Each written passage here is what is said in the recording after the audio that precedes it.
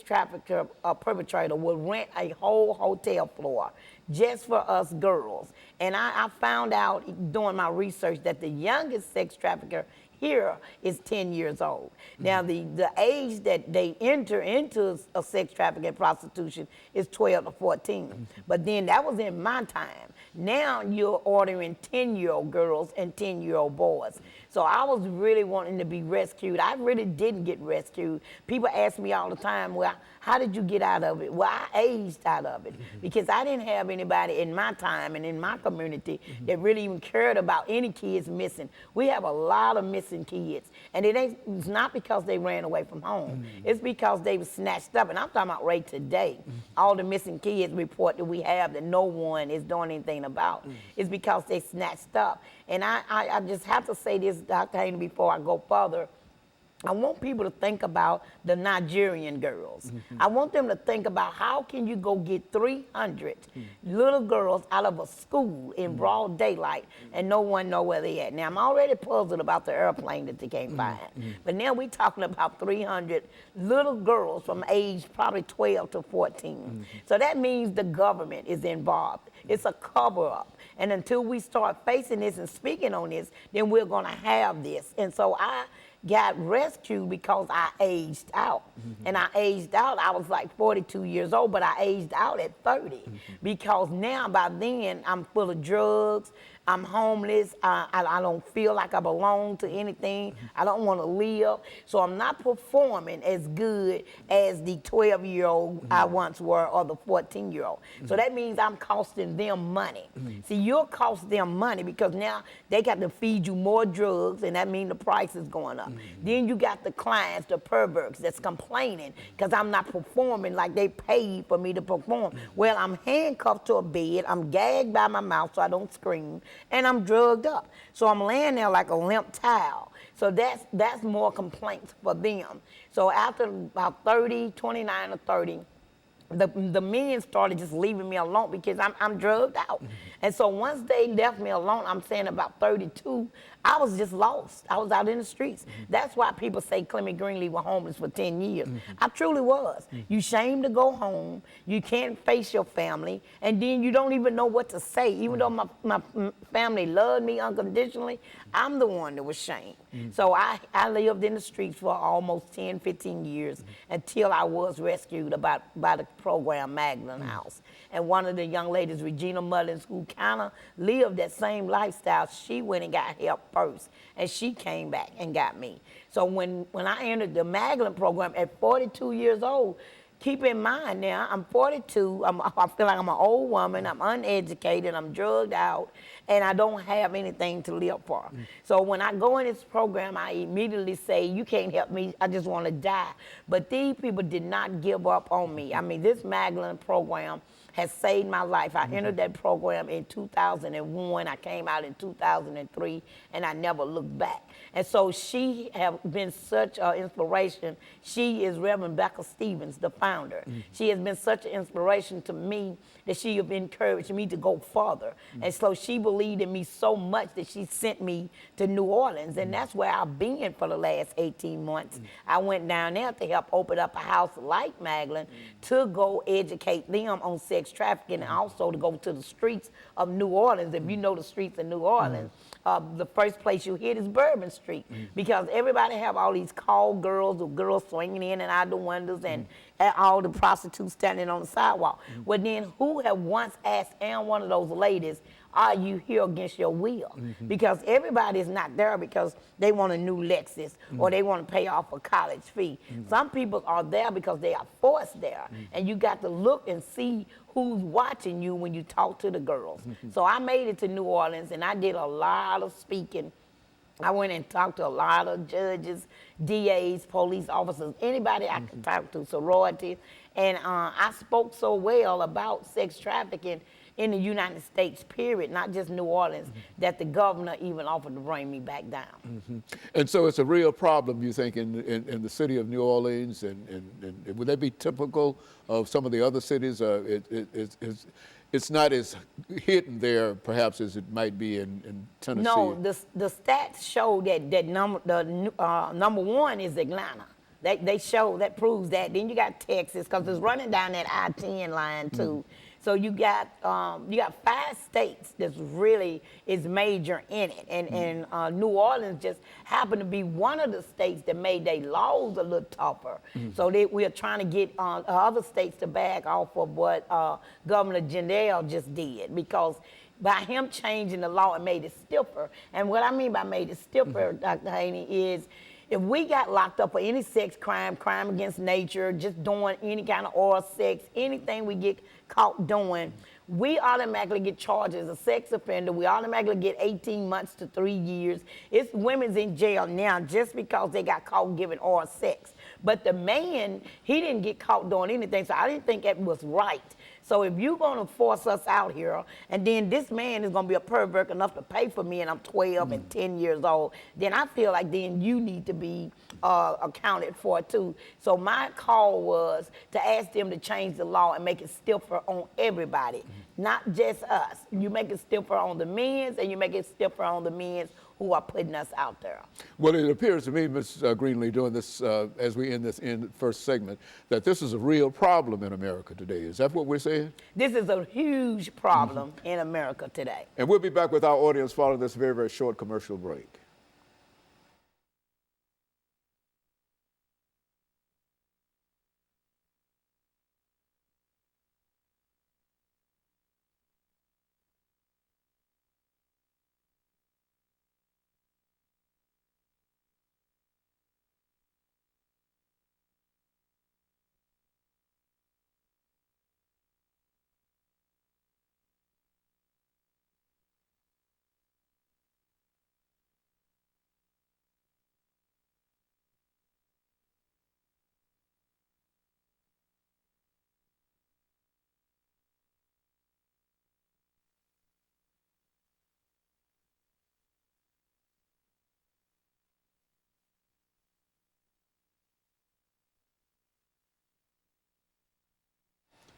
Thank you, and welcome back to the final segment of the show for today. The topic is human trafficking in the state of Tennessee, and Ms. Greenlee has given us some information in reference to what is going on in Tennessee, as well as what might be happening in other states around the nation in reference to human trafficking. Continue our conversation, Ms. Greenlee. Yes, Dr. Haney, I have 3 13-year-old nieces, and I'm scared to death that if I don't stay in their life and in their face it talking about sex trafficking and men's and what they're choosing to do, I'm afraid I will lose them. So we have 2 organizations other than the Magdalene program. We have 2 organizations that's out here trying to reach the sex trafficking youth as we speak. And one is called One Less, and the other one is called End Slavery. Now, it's new to Tennessee, but they have stepped out to do something. Magdalene was the only organization that really stepped out there. Magdalene is just one organization that can hold so many. But it is so many young ladies out here that's being trapped already. It's so many phone calls that I get from 14-year-olds and 13-year-olds, and majority of them start out and saying, he tricked me. You know, he took me out like he cared for me, like he loved me. And once we got there, he said, I owe you, and you're going to repay me like this, and this is how you have to repay me. Now, when they started threatening your family, doing something to your sister, I know where your mama work at, I know what school your brother go to, but then you traumatized. A lot of people say, why didn't you tell it? Well, if I told it and something happened to either one of my family members that they said they were going to do something to, then I'm automatically traumatized for the rest of my life. Also, you get to see them beat another little girl or another young lady in front of you. So if you already saw that, you already know what's going to happen. I got an 8-inch stab wound in my back now. I don't know how many scars in my head for trying to get away, for trying to run away. And so it didn't work for me. So that made me like, I'm not going to be able to tell anything else. So I just want I want everybody to know that you got to quit turning your head. You got to quit saying, It don't happen here. It's just in India, Cambodia. It is right in your backyard. And the story in Cincinnati, Ohio, if everybody remember that, them 3 girls that was in that basement for 10 straight years. If everybody remember that story, it'll tell you that it's definitely in your backyard. And so I just want people to really understand that they have to talk about this. I'm willing to talk to anybody. I'm willing to share my story. I'm willing to come and speak anywhere. All they have to do is just call me up, 615-589-8984. And I'll come anywhere, because not only are they asking for the girls, they're asking for the little boys. So when I was in Louisiana, one of the clerks, workers had went online and ordered a 10-year-old boy. And this is why we was opening this subject, because this is not just a can of worms. This is a conversation and a concern for the entire state of Tennessee. And so people are able to order children by way of the internet. Men are able to order young boys and young girls and et cetera, simply with a click of the mouse. Yes. Is that what we're saying? Yes. That's how prevalent it is now, and how widespread. Yeah, everybody know about the page called Backspace, Backpage. That's for the girls.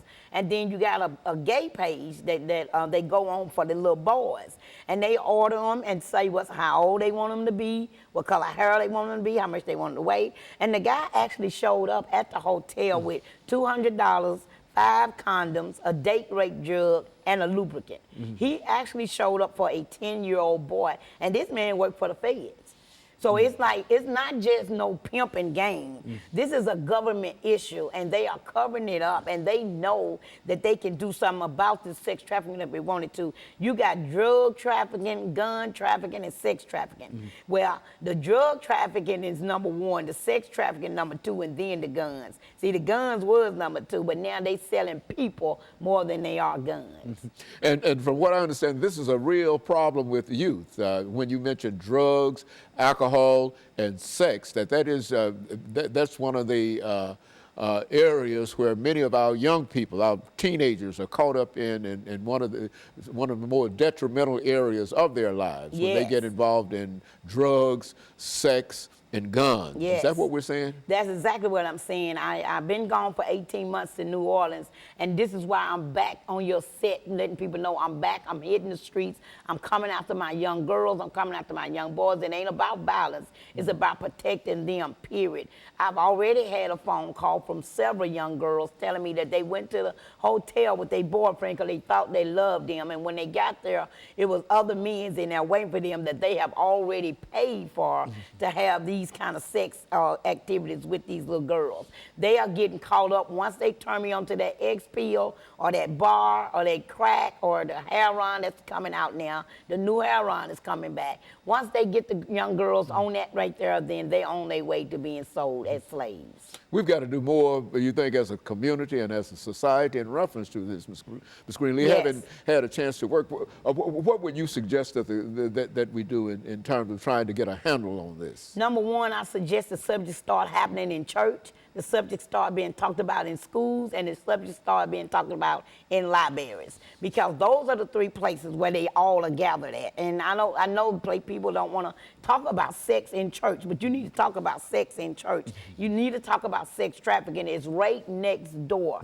All of these black girls that are missing has not ran away from home. And I'm not just throwing it on a racial thing, but you tend to look for more other colors, like India or white or Latino or something. You tend to look for them more than you do black. If you go on black page, black girls missing, you'll see a bunch of us missing. So why nobody looking for them? How we know they're not tied up? How we know they're not in the basement gagged up and shot up for the dope and can't scream? Because for a long time I was gagged up, I was shot up for the dope, and I couldn't scream. And so this is a real problem, and that what we're doing now is to simply try to highlight that and make people much more aware of it. And I have to admit that this is an eye opener to me. Of course, I've heard of sex trafficking and here and there, but I didn't know it was such an industry. And you were saying that it is a real industry, Yes. and people are making a lot of money, and a lot of folks Oh, are yes. getting hurt in reference to it, and et cetera. Yes. And I think you mentioned the problem down in Louisiana, where the government is actually changing things in such a way that's detrimental to young girls more than anything else. Yes. Is that what we're? Yes, he had made the laws even stricter for the perpetrators now and the pimps. Like I said, the pimps is not in an afro and a Cadillac anymore.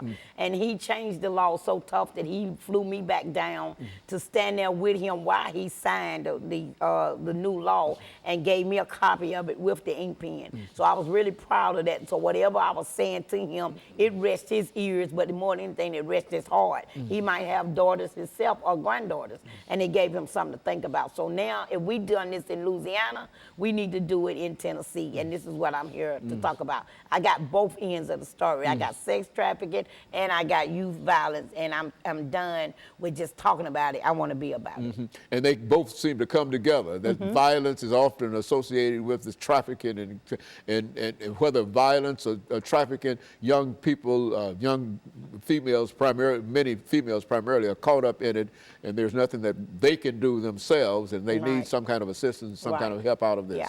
If anybody just even take a chance and just run around to some of these hotels, you will see the age range has changed. There's no more 20-something out there. They are 13-something out there. And it's sad. And you just look at them dressed like I was dressed, in the short dress and the high heels and all the lipstick. And everybody pointing at them just like they did me. Look at that fast-ass girl. Look at her with all that lipstick. But then nobody reach out to say, let me do something with this little girl. She don't need to be out here. So if we stop turning our head and quit judging and reach out and support, then we are the ones that can make something different in this community, especially around sex trafficking. Well, and Ms. Greenlee, we're coming to the end of this show for today. And I want to thank you for that excellent information. I think that this is the show that we've been trying to get for a long time, because I think it has been quite recently. And I think that, needless to say, that all of the problems that we're having across the border in reference to those young people coming across the border, I think that might be involved in some of the activities that we're talking about. And we want to talk about it later, because I think that you probably got a lot of information in reference to what's going on with that. But in the meantime, let me thank you and to tell you how much we appreciate you coming by and giving us that information. And let me encourage our audience to tune in again next week for another informative edition of Comments. Thank you and good morning.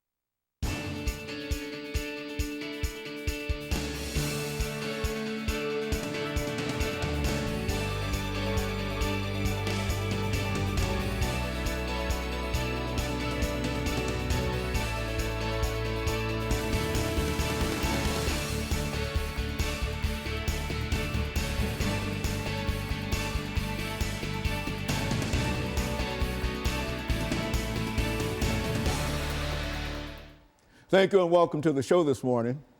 The topic this morning is the Stonewall riots and the LGBT movement throughout the United States. And we have to talk about the Stonewall riots and the LGBT movement in this world, Miss Lana McLaughlin. And I think that Lana McLaughlin is no stranger to any of my members of the audience. Lana, let me welcome you this morning, because this is the end of the third year that you've been with us, and you've made significant contributions in terms of the information that you've given us. And I think that we've said on a number of occasions that we really don't take responsibility for any of these topics, because primarily you are the origin of the real topics, and it was your idea in terms of dealing with a number of topics, and we've always had quite a bit of success in terms of dealing with the topic. But today's topic, the Stonewall riots and the LGBT movement in today's world is rather a very unusual topic, and I want you to sort of deal with that. But before we do that, let's get some information about your background, your education, and some of the things that were important in terms of eventually leading you to us this morning, and then we'll start talking about the Stonewall riots. Well, as you've already said, my name is Alana McLaughlin. I am 11 years old. I am in 7th grade at John Early Museum Magnet Middle School.